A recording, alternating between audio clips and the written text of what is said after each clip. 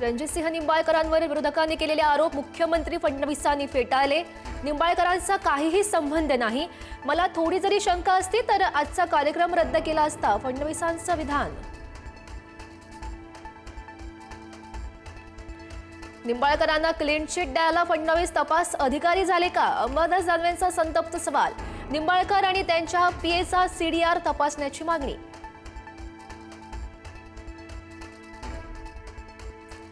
जोपर्यंत हा देवाभाऊ शिंदे साहेब आणि अजितदादा आहेत तोपर्यंत लाडकी बहीण योजना बंद होणार नाही। शेतकऱ्यांना 5 वर्ष वीज बिल भरावं लागणार नाही, मुख्यमंत्री देवेंद्र फडणवीसांची ग्वाही। महिला डॉक्टर आत्महत्या प्रकरणामधील आरोपी पीएसआय गोपाल बदने स्वतःहून पोलीस ठाण्यामध्ये हजर। मी प्रामाणिक पोलीस प्रशासनावर माझा विश्वास, शरण आल्यानंतर बदनेची प्रतिक्रिया। बदनेला आज न्यायालयामध्ये हजर केलं जाणार। आमदार सुरेश धस आणि खासदार प्रणिती शिंदेंनी घेतली आत्महत्या केलेल्या महिला डॉक्टरच्या कुटुंबियांची भेट। एसआयटी चौकशीची धस यांची मागणी, तर फडणवीसांनी राजीनामा द्यावा, प्रणिती शिंदे आक्रमक। फलटणमधील डॉक्टर आत्महत्या प्रकरणावरून राहुल गांधींचा भाजपावर निशाणा। ही आत्महत्या नाही तर संस्थात्मक हत्या, भाजप सरकारचं अमानवी आणि निर्दयी रूप उघडकीस आलं, राहुल गांधींचं टीकास्त्र।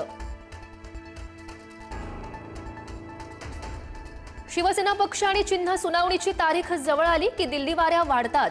शिंदेच्या दिल्ली दौऱ्यावर संजय राऊतांचा निशाणा। शिंदेचा पक्ष हा भाजपचा अंगवस्त्र, राऊतांची बोचरी टीका।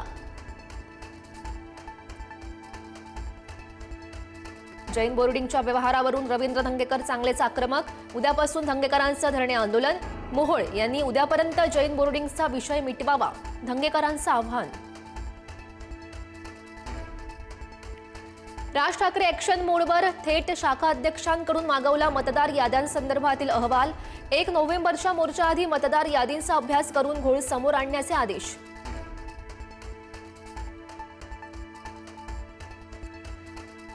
पुढील आठवड्यापासून होणार मतदार याद्यांची फेर पडताळणी। पहिल्या टप्प्यात 15 राज्यात विशेष मोहीम, पहिल्या टप्प्यातून महाराष्ट्राला वगळलं।